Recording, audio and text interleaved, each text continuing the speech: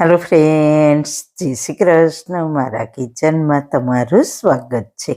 આજે આપણે બનાવીશું ટ્રેડિશનલ રીતે અમૃત પાક. આજે હું એકદમ સોફ્ટ અને ટેસ્ટી અમૃત પાક બનાવીશ. તમે પહેલી વાર જ બનાવતા હશો ને તો પણ પરફેક્ટ જ બનશે. તો ચલો મજેદાર રેસીપી બનાવવાનું સ્ટાર્ટ કરીએ. રેસીપી સ્ટાર્ટ કર્યા પહેલાં જો તમને મારી રેસીપી ગમતી હોય ને હજુ સુધી ચેનલને સબસ્ક્રાઈબ ના કરી હોય તો પ્લીઝ સબસ્ક્રાઈબ કરજો અને બાજુમાં આપેલ બેલ આઇકન પ્રેસ કરજો એટલે નવી નવી રેસીપીના નોટિફિકેશન મળતા રહે. વાળના તમામ પ્રકારના પ્રશ્નો સોલ્વ કરતું 42 જડીબુટ્ટીઓથી બનાવેલું ઔષધિ તેલ જે અમે લોકો જાતે જ ઘરે તૈયાર કરીએ છીએ, કોઈ પણ કેમિકલ્સના ઉપયોગ વગર, બિલકુલ નેચરલ છે. 42 જડીબુટ્ટીઓ ભેગી કરીને લોખંડની કડાઈમાં ઔષધિ તેલ તૈયાર કરવામાં આવે છે. જો તમારે ખરીદવું હોય તો તેના ઓર્ડર અમે લઈએ છીએ. ઓર્ડર કન્ફર્મ કરવા માટે વોટ્સએપ નંબર સ્ક્રીન પર જોઈ શકો છો. જો તમારે આ તેલનો પૂરો વિડીયો જોવો હોય તો તમને આ ચેનલ પર મળી જશે અને ડિસ્ક્રિપ્શન બોક્સમાં લિંક પણ મૂકેલી છે. સૌથી પહેલા એકદમ સોફ્ટ અને સુપર ટેસ્ટી અમૃત પાક બનાવવા માટે પહેલા આપણે સામગ્રીનું માપ જોઈ લઈએ. તો માપ માટે તમે ઘરમાં રહેલ કોઈ પણ એક વાટકી સેટ કરી લ્યો અને તે વાટકી પ્રમાણે તમારે એક વાટકી ઘી લેવાનું છે. સાથે 2 વાટકી રવો લીધો છે. રવો આવો ઝીણો આવે તે લેવાનો છે. જો ઘરમાં જાડો રવો હોય તો મિક્સર જારમાં પીસીને આવો ઝીણો કરી લેવાનો. હવે મેં રવાથી અડધો એટલે કે 1 વાટકી ચણાનો લોટ લીધો છે.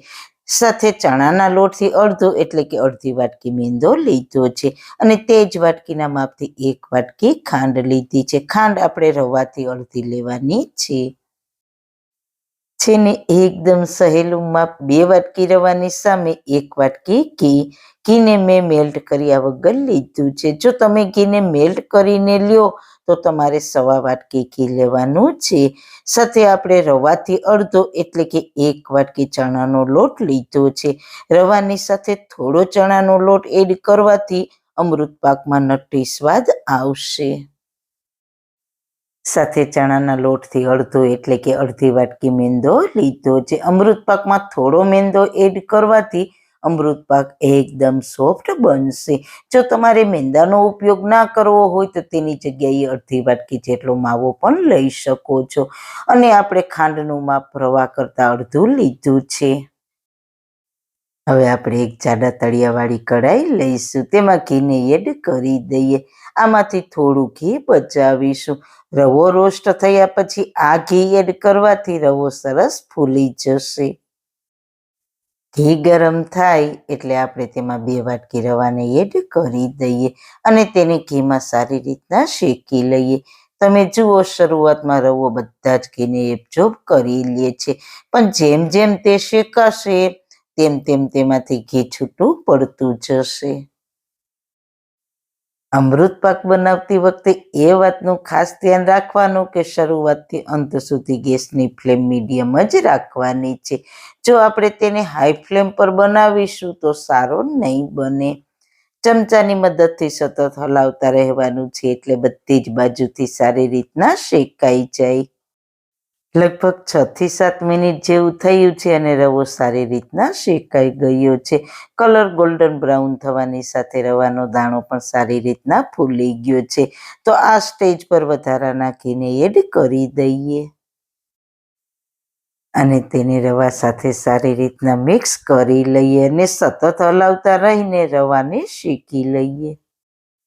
તો રવાને શેકાતા લગભગ 8 થી 9 મિનિટ જેવું થયું છે અને તે શેકાઈને સરસ ફૂલી ગયો છે અને ઘી પણ છૂટું પડી ગયું છે એટલે કે તે સારી રીતના શેકાઈ ગયો છે.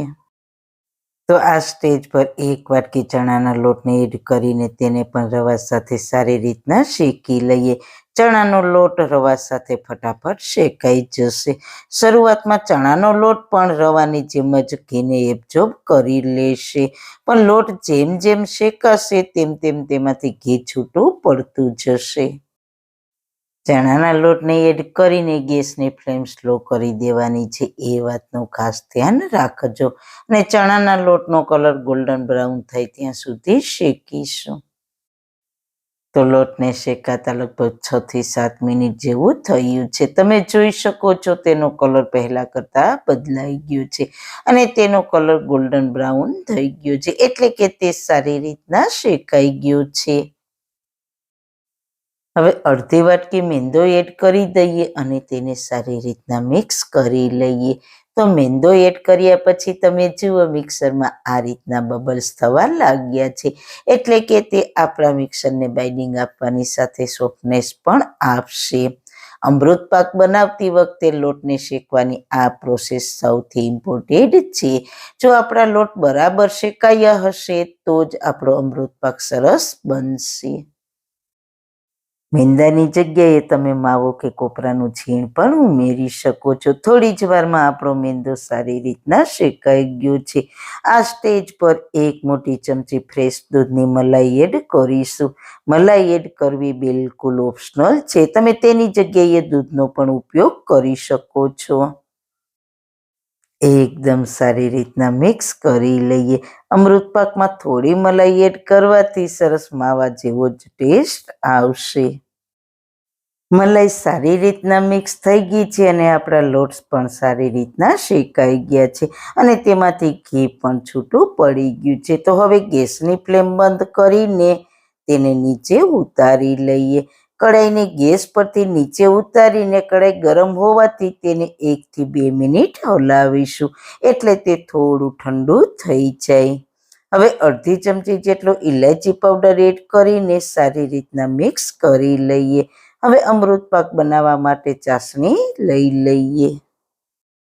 તો તેના માટે કઢાઈમાં 1 વાટકી ખાંડ એડ કરીશું. સાથે ખાંડથી અડધું એટલે કે અડધી વાટકી જેટલું પાણી એડ કરી દઈએ. પાણીનું માપ ખાંડ કરતાં અડધું લેવાનું છે. હવે ખાંડ અને ગેસને મીડિયમ ટુ લો ફ્લેમ પર ઉગાડી લઈએ. જો આપણે ગેસની ફ્લેમ હાઈ રાખીશું તો પાણી બધું જ બળી જશે અને ખાંડ નહીં ઓગળે. લગભગ 3 થી 4 મિનિટ જેવું થયું છે અને આપણી ખાંડ એકદમ સારી રીતના ઓગળી ગઈ છે. તો આપણે અમૃત પાક માટે ફક્ત 1 જ તારની ચાસણી લેવાની છે. જો ચાસણી વધારે પડતી ઘટ લઈશું તો અમૃત પાક થોડો કડક થઈ જશે, સોફ્ટ નહીં બને. હવે ચાસણી થોડી ઘટ થઈ છે તો ચેક કરીએ તો 1 તાર થાય છે, તો અમૃત પાક માટે પરફેક્ટ છે. તો ગેસની ફ્લેમ બંધ કરી દઈએ. ચાસણીને મિક્સરમાં ઉમેરતા પહેલા તેને આ રીતના થોડી ઠંડી કરી લઈએ. અમૃત પાક બનાવતી વખતે આ સ્ટેપ ખૂબ જ ઇમ્પોર્ટન્ટ છે. ચાસણીને થોડી ઠંડી કરીને એડ કરવાથી અમૃત પાક સોફ્ટ બનશે. હવે ચાસણીને મિક્સરમાં એડ કરી દઈએ ને સારી રીતના મિક્સ કરી લઈએ. શરૂઆતમાં ચાસણી મિક્સ થઈને અમૃત પાકનું મિક્સર થોડું ઢીલું લાગે છે, પણ થોડી વાર કઢાઈમાં હલાવીશું એટલે તે ઘટ થતું જશે. લગભગ 2 જ મિનિટમાં તમે જોઈ શકો છો મિક્સર પહેલા કરતાં ઘટ થઈ ગયું છે અને કઢાઈની સપાટી છોડવા લાગ્યું છે. તો હવે તેને વધુ પડતું નથી હલાવવાનું. હવે ઘીથી ગ્રીસ કરેલી થાળીમાં મિક્સરને એડ કરી દઈએ અને પછી ચમચાની મદદથી સરસ લેવલમાં કરી લઈએ. આ રીતના થોડું હલાવીને તેને ઉપરથી પણ લેવલમાં કરી લઈએ. ઉપરથી થોડી બદામ પિસ્તાની કતરણથી સજાવીશું. પછી વાટકીની મદદથી થોડી કતરણને દબાવી દઈએ એટલે તે અમૃત પાકમાં સારી રીતના સ્ટીક થઈ જાય. હવે આને 15 થી 20 મિનિટ માટે ઠંડો થવા દઈએ. અમૃત પાકને સેટ થતાં ખૂબ જ ઓછો સમય લાગે છે. લગભગ 10 થી 15 મિનિટમાં આપણો અમૃત પાક સારી રીતના સેટ થઈ ગયો છે. હવે ચપ્પાની મદદથી તેમાં કાપા કરી લઈએ. અમૃત પાકને એકદમ ઠંડો થવા દેવાનો નથી, થોડો ગરમ હોય ત્યાં તેમાં કાપા કરી લેવાના છે. હવે તમને પીસ લઈને બતાવું તો તમે જુઓ એકદમ સરસ આપણો અમૃત પાક તૈયાર થયો છે. હાથેથી તોડીએ તો તે મોઢામાં મૂકતા જ પીગળી જાય તેવો સોફ્ટ બન્યો છે. તો જરૂર એકવાર આ રીતના ટ્રાય કરજો, બધાને ખૂબ જ ભાવશે.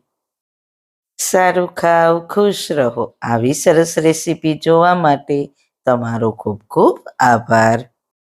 મારી રેસીપીને લાઈક કરજો, શેર કરજો, મારી ચેનલને સબસ્ક્રાઈબ કરજો. ફરી મળીશું એક નવી જ રેસીપી સાથે. ત્યાં સુધી બધાને મારા જય શ્રી કૃષ્ણ.